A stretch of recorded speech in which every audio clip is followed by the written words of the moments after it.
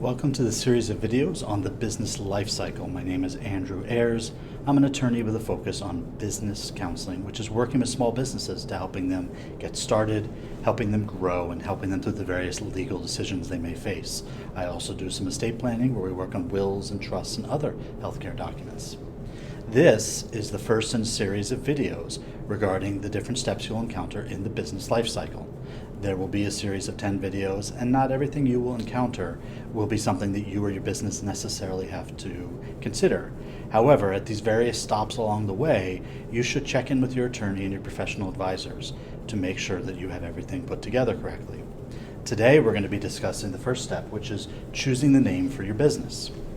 Now, choosing the name for your business can be a very simple process, or it can take months. One of the first things to consider is going to be copyright and trademark issues. If you're in a state that has an online system, you'll want to check with your state to make sure your proposed business name is available. Now, it's one thing if your name is going to be named after you. For example, my firm is called Andrew M. Ayers PC, so there was less of a need to check for that name as it's tied to me. However, if I wanted to call myself estate planning law firm, chances are there are other companies that may have already claimed that name. Before filing for that name with my state, I would need to check with the state. In addition to check with the state, you should also check with the United States Patent and Trademark Office to make sure that the name is available. Now, you may find that a similar name is being used in a different state in a completely different area. So, for example, I'm a law firm. However, there may be somebody using the same name to sell hot dogs in Hawaii. Now, the chances of confusion between my law firm and a hot dog vendor in Hawaii are very low. However, in your business, it may be a much closer relationship between your name and somebody else's name.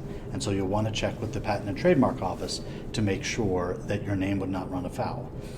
It sounds like an intimidating process, but when you go to the website, which is uspto.gov, they have a system called TESS, T-E-S-S, that allows you to electronically search the trademarks. Once you've decided on a name, you'll also want to make sure that you put together a logo for your business.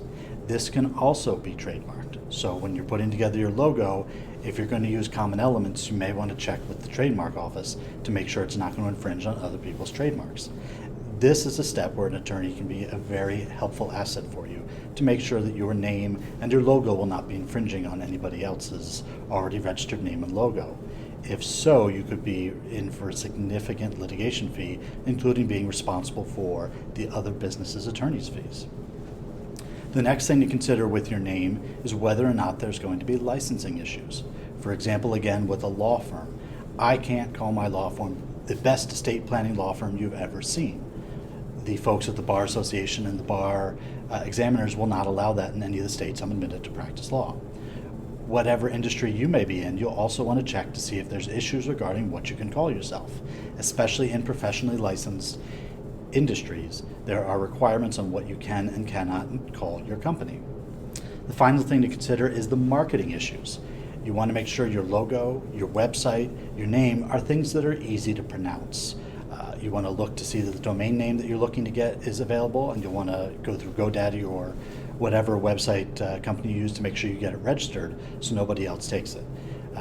You don't want your website to be some 50 character. Again, Andrew Ayers, estate planning lawyer to the stars.com is way too long. Years ago, I went with the simply andrewmayers.com, which is much easier to find. I know other people can even shorten their name.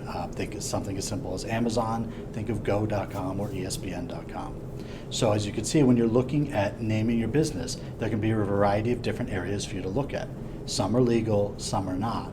But don't just grab any name off the street. Make sure you do your research before you choose the name for your business.